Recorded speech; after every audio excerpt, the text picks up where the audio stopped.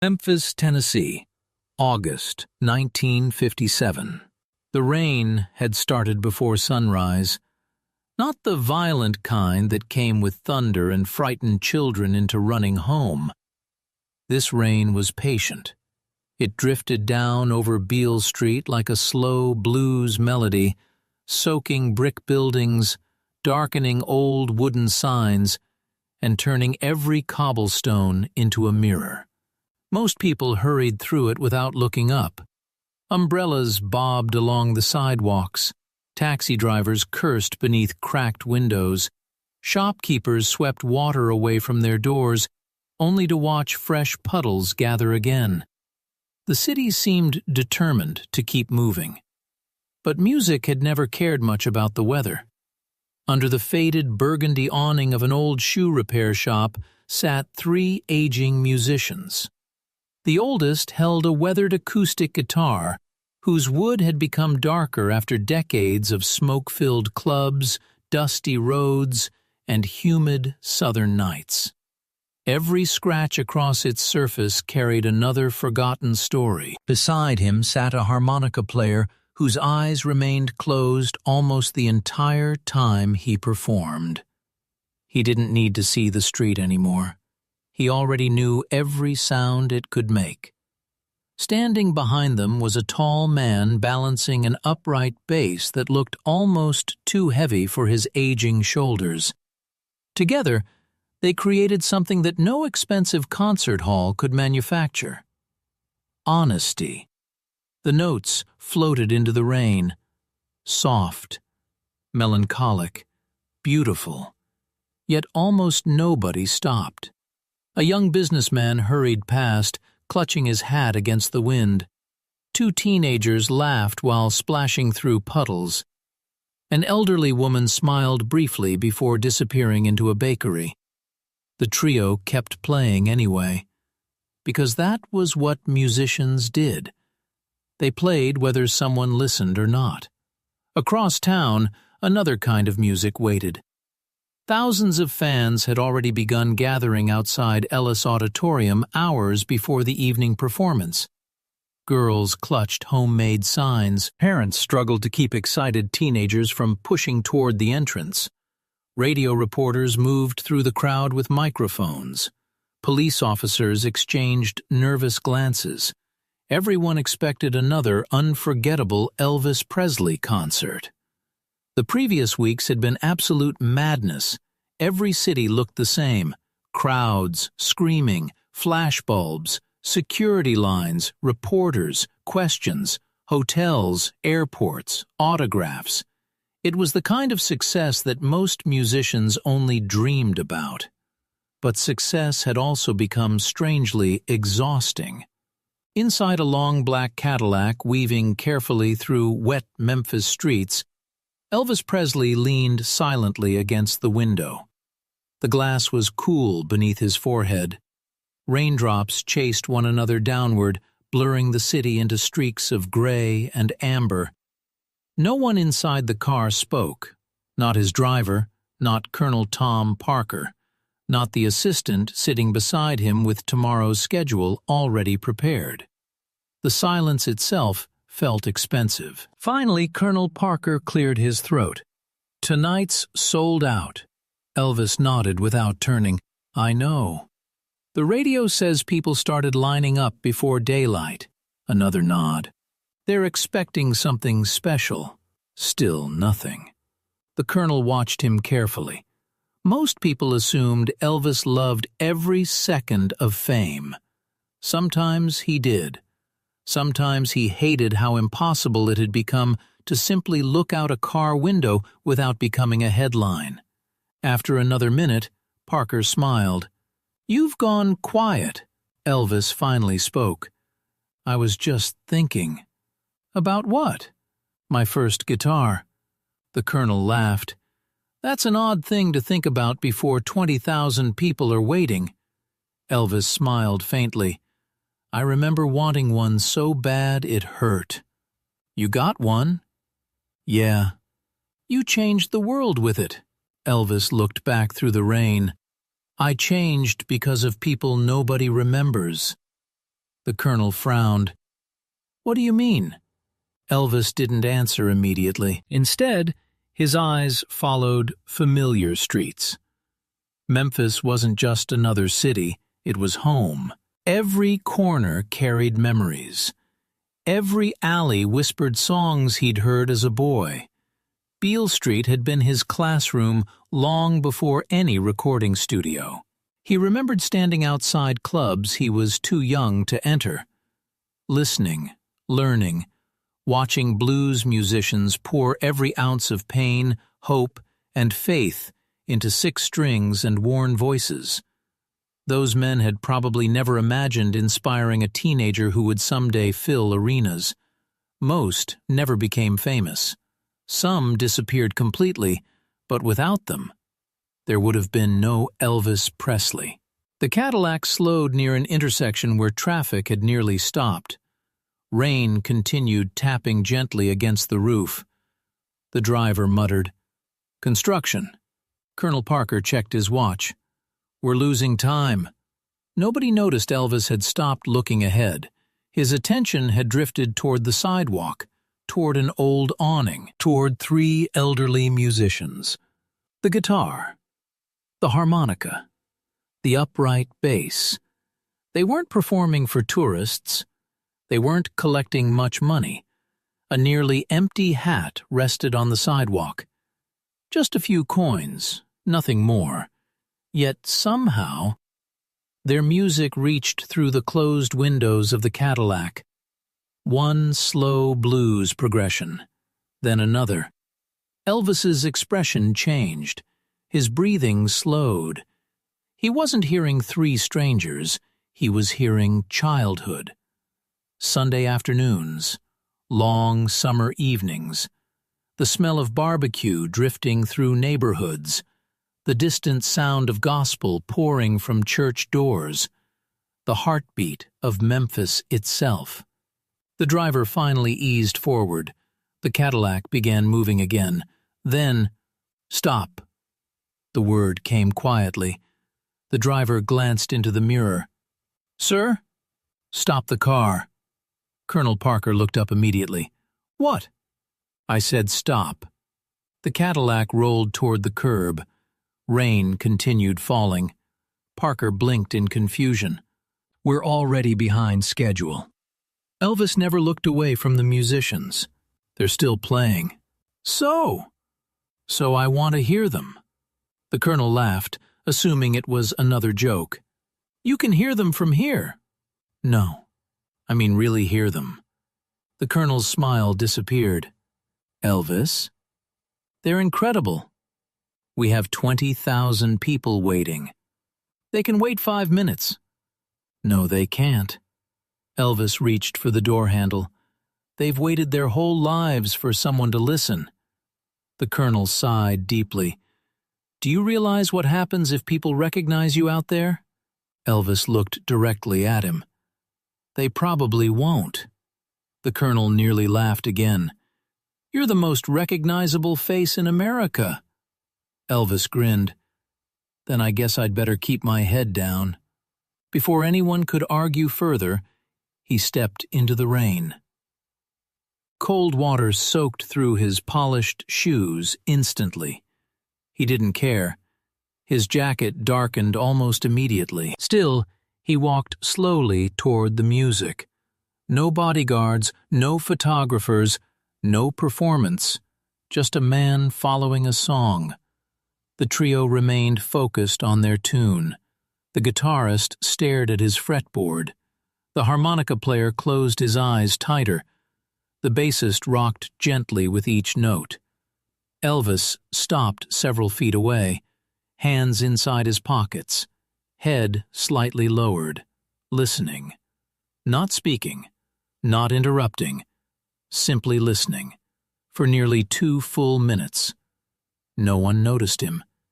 He smiled. For the first time that day, he wasn't Elvis Presley.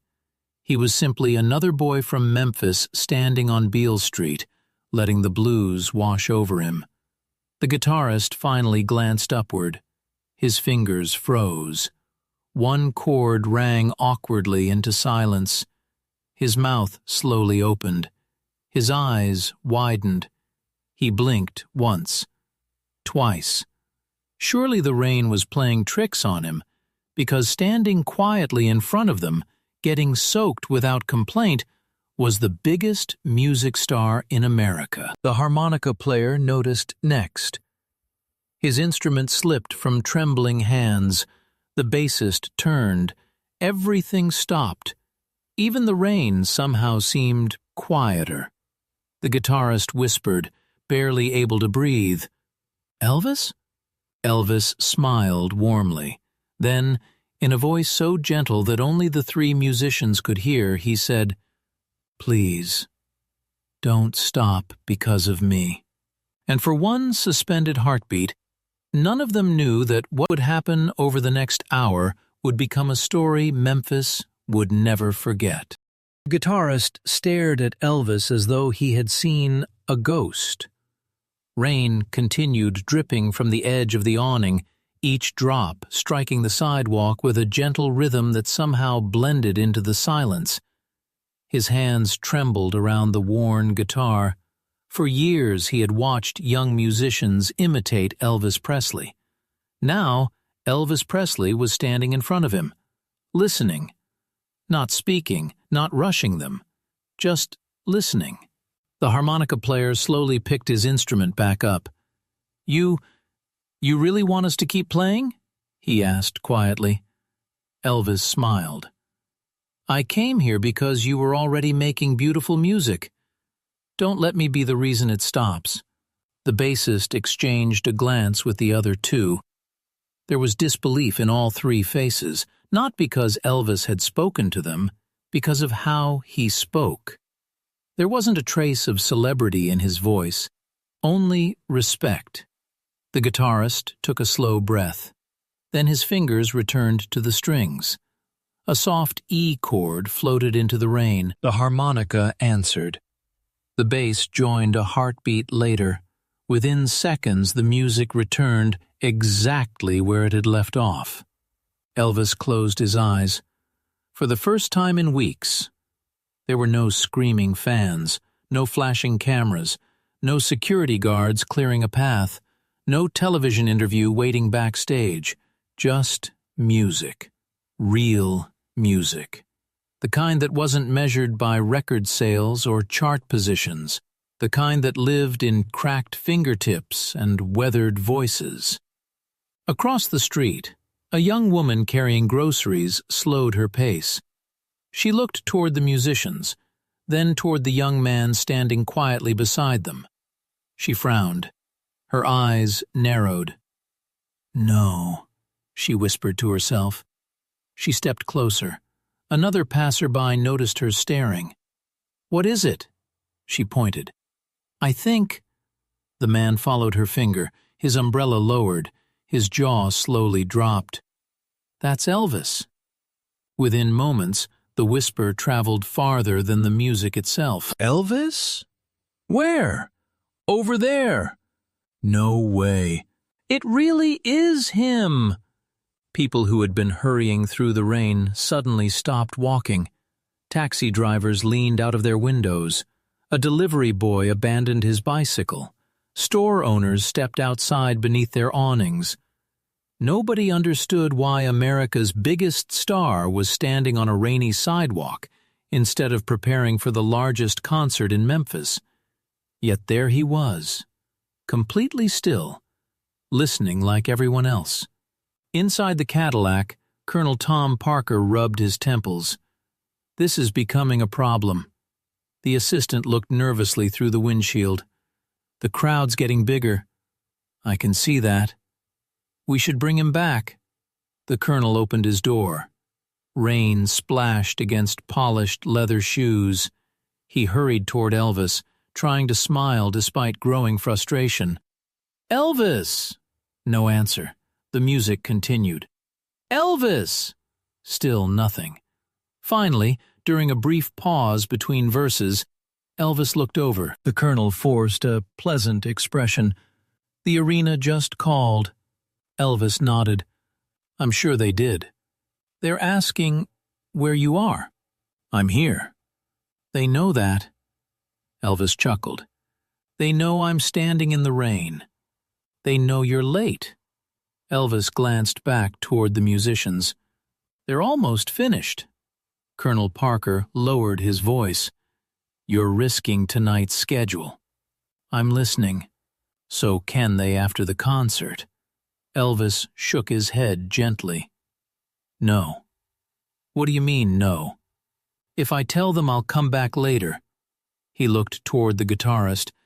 There's no guarantee they'll still be here. The colonel sighed. You don't even know these men. Elvis answered softly. I know their music. The guitarist heard every word. His eyes filled with tears he tried desperately to hide. For decades he had played outside clubs that wouldn't hire him. He had watched younger performers become stars, watched audiences disappear, watched friends give up music entirely. He had never expected the biggest entertainer in America to defend 3 forgotten street musicians. Not in front of strangers, not in the pouring rain. He leaned closer toward Elvis. Son! Elvis looked at him. You've got people waiting. Elvis smiled. I know. You don't have to stand here. I want to. The old guitarist looked down at his instrument. You remind me of somebody. My daddy? The old man laughed softly. No. Who? A skinny teenage boy. Elvis tilted his head. He used to stand outside clubs around Beale Street.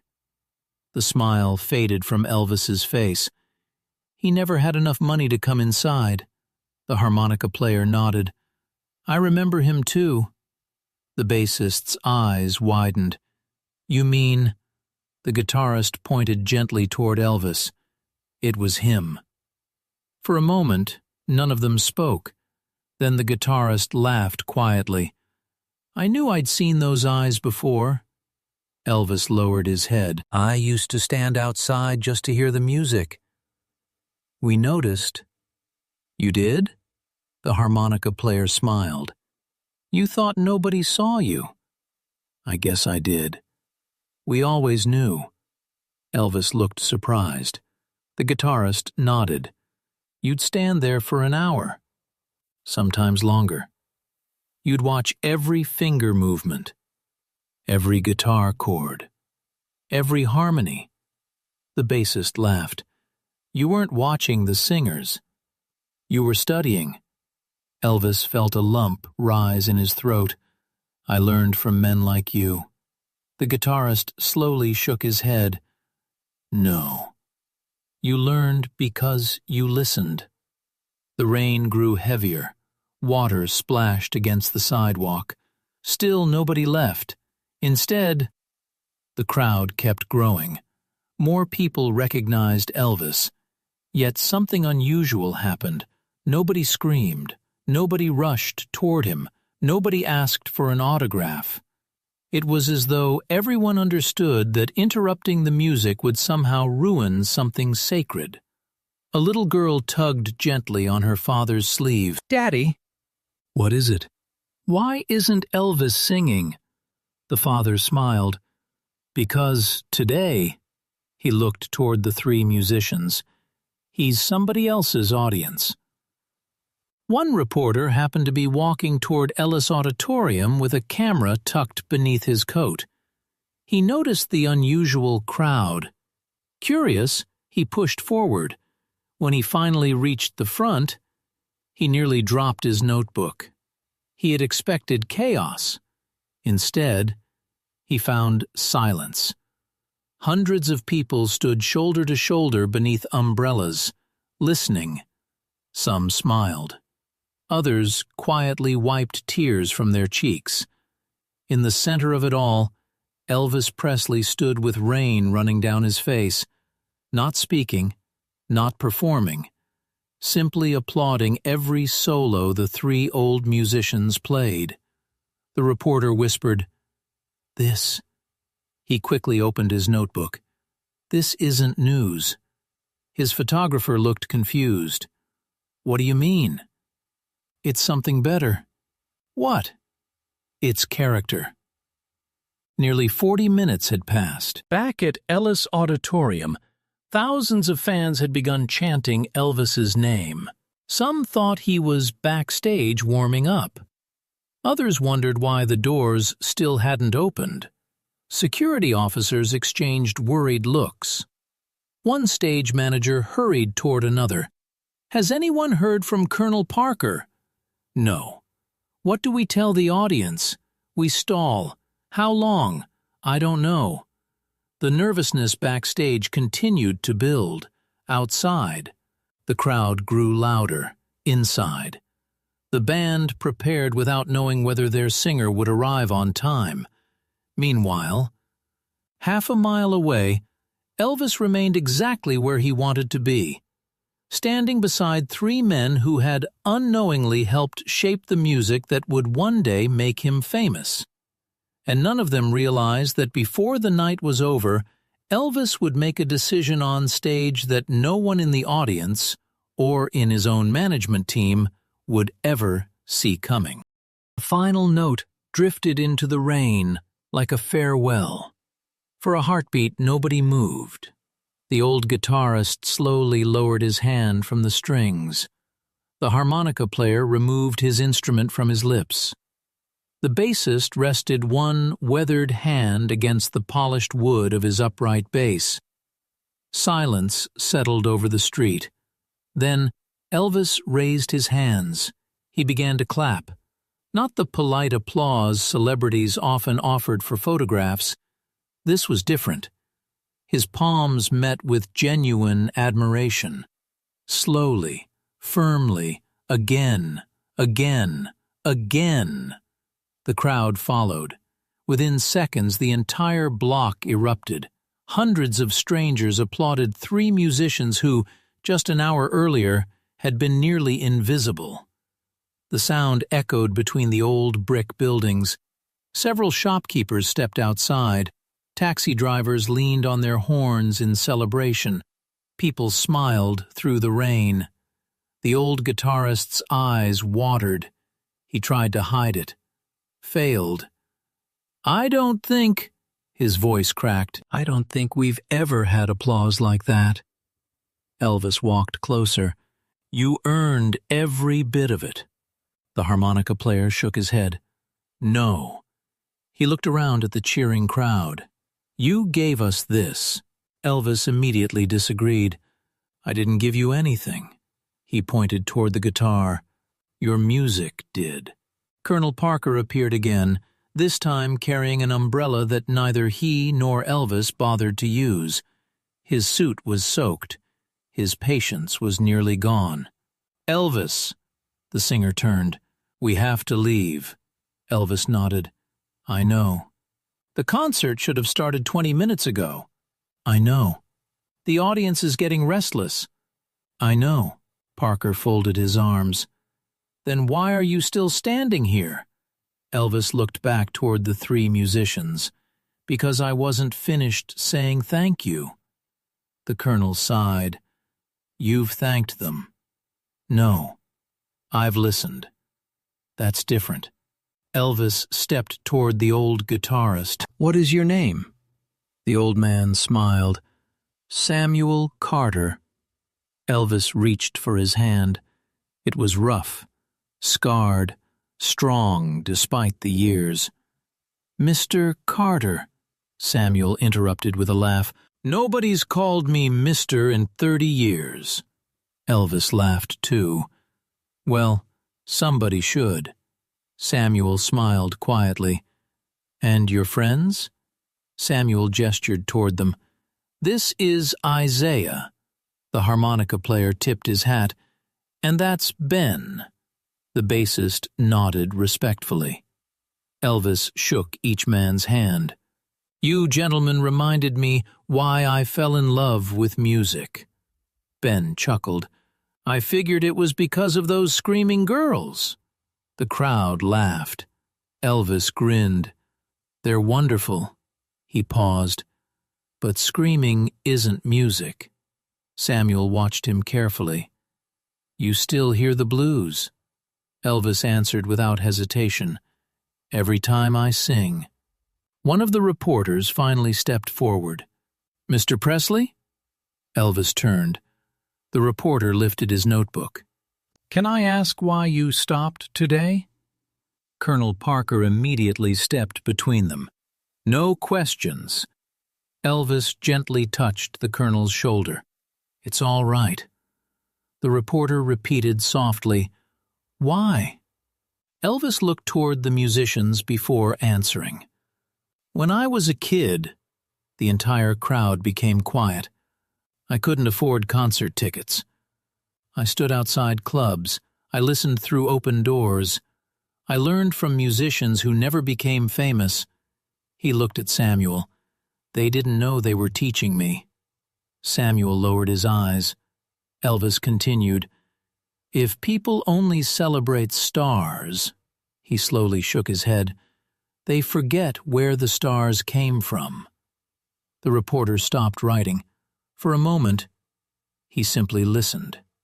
The drive to Ellis Auditorium was silent, not because anyone was angry, because nobody quite knew what to say. Rain continued sliding across the windows. Colonel Parker stared straight ahead. Finally he spoke. "You realize every newspaper in Memphis is going to write about this." Elvis smiled. "I hope they write about Samuel."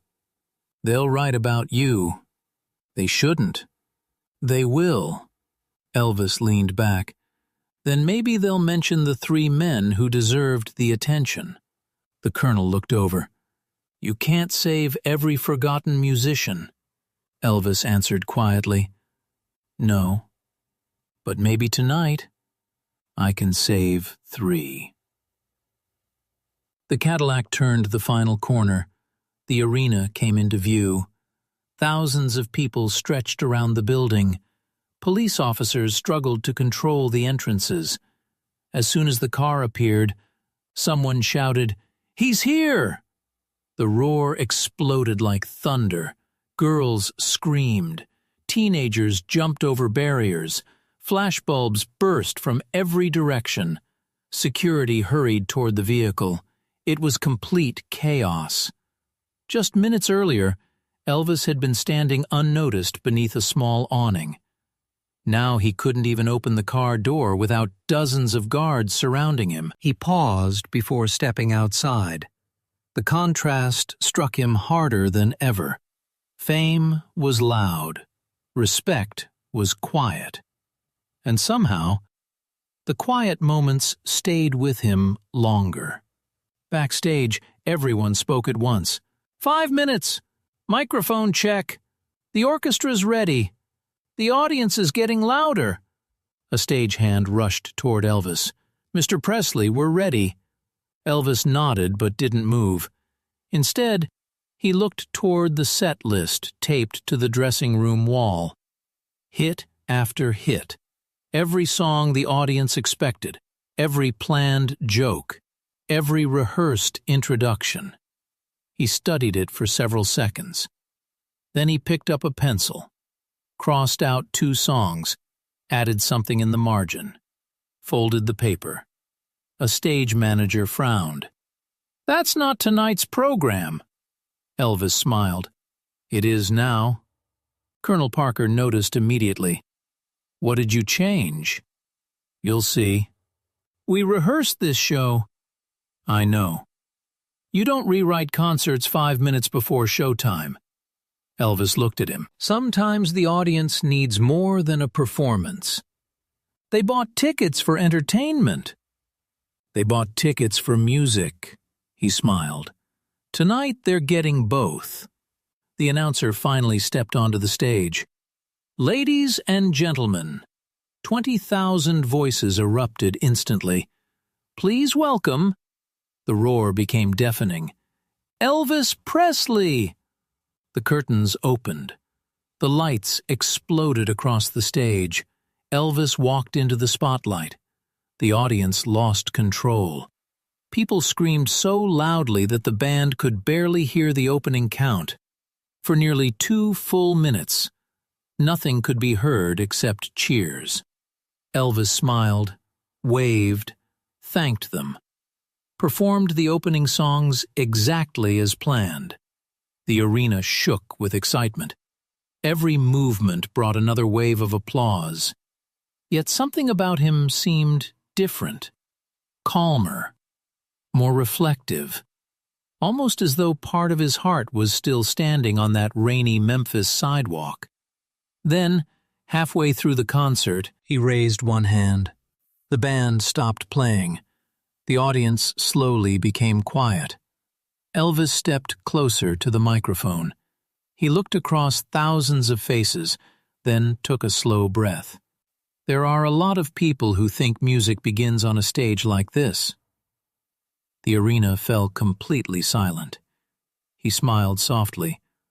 But tonight, he glanced down for a brief moment, remembering 3 soaked musicians beneath an old awning. I was reminded that sometimes the greatest music isn't heard under bright lights. He looked back at the audience. Sometimes it's played on a rainy street corner where almost nobody stops to listen. The crowd waited, hanging on every word. No one knew that what Elvis was about to reveal would transform the rest of the evening into the most unforgettable concert Memphis had ever witnessed. Elvis stood at the microphone, letting the silence settle over the arena. 20,000 people watched him. Only moments earlier they had been screaming so loudly that the walls of Ellis Auditorium seemed ready to shake apart. Now no one made a sound. The spotlight reflected off the polished stage floor, while the rest of the hall faded into darkness. Elvis rested one hand on the microphone stand. "I've been thinking about something all afternoon." He smiled gently. "Most people think the biggest stage is the most important place to hear music." He paused. "I don't believe that anymore." A quiet murmur moved through the audience. Elvis continued, "On my way here tonight, I heard 3 men playing blues in the rain." The audience listened carefully. They weren't playing for money. They weren't playing for fame. They weren't playing because television cameras were watching. He looked toward the highest seats in the arena. They were playing because music was part of who they were. Another silence followed. I stood there, and I realized something. If those men hadn't spent years filling Memphis streets with music, there might never have been an Elvis Presley. For several seconds, no one applauded, no one shouted. The crowd simply absorbed every word. Then, somewhere in the balcony, a single person began clapping. Another joined, then another. Within moments, the entire arena stood to its feet. The applause rolled across the building like thunder. Elvis lowered his head, not because he wanted the applause, because he hoped somehow it belonged to 3 musicians standing on a rainy sidewalk several blocks away. When the applause finally faded, Elvis turned toward his band. "I'd like to do something different." The musicians exchanged curious looks. This wasn't rehearsed. The pianist leaned closer. "What key?" Elvis smiled. "Let's keep it simple." The guitarist nodded. The drummer lightly tapped his sticks together. Elvis stepped back to the microphone. "The next song goes out to Samuel Carter, Isaiah Brooks, and Ben Walker." No one in the audience recognized the names, but they remembered them anyway, because of the respect with which Elvis spoke them. He closed his eyes. The band began softly. Instead of performing with his usual explosive energy, Elvis sang with quiet warmth. Every lyric carried the soul of the blues he had grown up hearing on Beale Street. Every phrase sounded less like a performance and more like a thank you. People who had arrived expecting wild excitement found themselves wiping tears from their eyes. Some couples reached for each other's hands. Older audience members smiled knowingly. Several musicians sitting backstage stopped whatever they were doing just to listen. Even Colonel Tom Parker stood motionless behind the curtain. He had managed Elvis's career through enormous success. He had witnessed record-breaking crowds, chart-topping singles, and unforgettable concerts. Yet he had rarely seen Elvis sing with this much heart.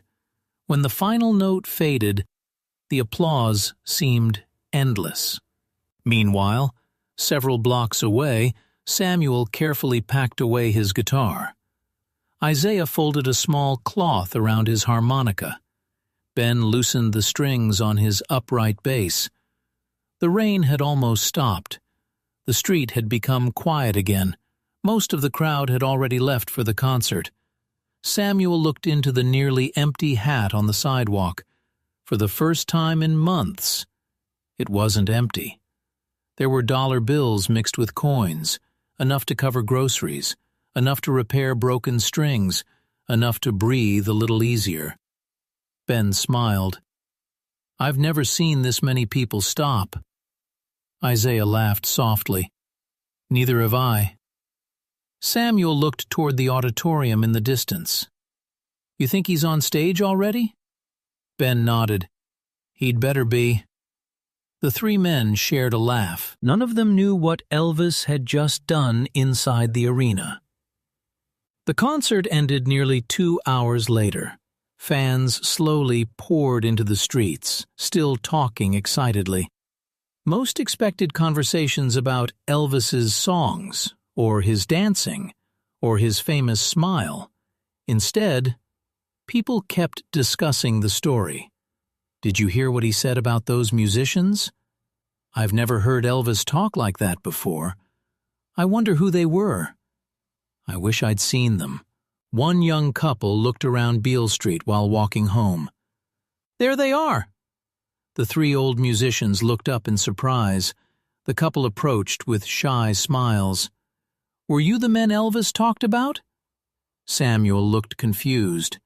"He talked about us?" The young woman nodded. "He dedicated a song to you." None of the three musicians spoke. Isaiah slowly removed his hat. Ben looked away, blinking rapidly. Samuel swallowed hard. "You're certain?" "Everyone in the arena heard it." Word spread faster than anyone expected. Within half an hour, dozens of people came looking. Not for Elvis, for the street musicians. Someone asked if they would play another song, then another, then another. The sidewalk that had been nearly empty that afternoon became filled with listeners, not because a superstar was standing beside them, because a superstar had reminded everyone to listen. The following morning, Memphis awoke beneath clear blue skies. The rain had disappeared. Sunlight reflected off clean streets. Newspapers landed on front porches across the city.